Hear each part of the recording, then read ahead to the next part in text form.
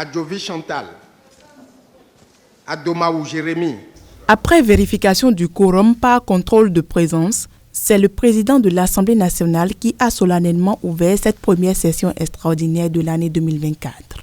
89 députés sont présents. Le quorum est largement atteint.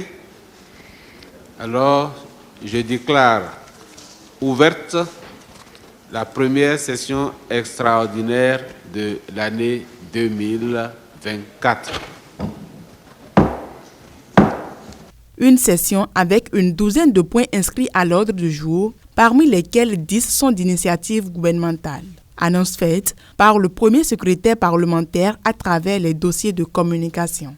À Monsieur le Président de l'Assemblée nationale, Porto Novo, objet, demande d'examen en session extraordinaire de projet de loi. Tout comme le gouvernement, 60 députés ont formulé une demande de session extraordinaire conformément à la Constitution et au règlement intérieur de l'Assemblée nationale. L'ordre du jour de cette session extraordinaire demandée par ces élus porte sur l'examen de 2 propositions de loi.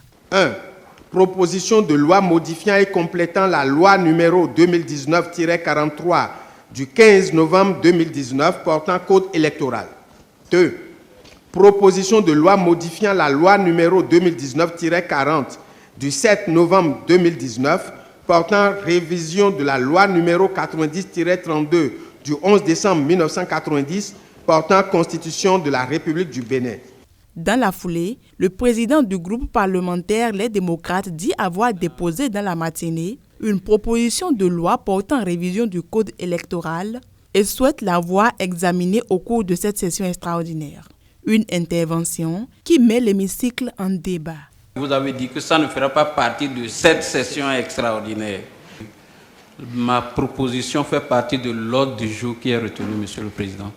Je voudrais dire que quand on veut convoquer une session extraordinaire, il y a les conditions dans lesquelles la convocation se fait. Le fait qu'une proposition, un autre projet concerne les mêmes domaines ne saurait valoir programmation dans un ordre de jour. Que vous ayez reçu 3, 4, 5, 10 autres dossiers et qui n'ait pas été enrôlé dans notre convocation de session extraordinaire, on n'a pas à se prononcer là-dessus.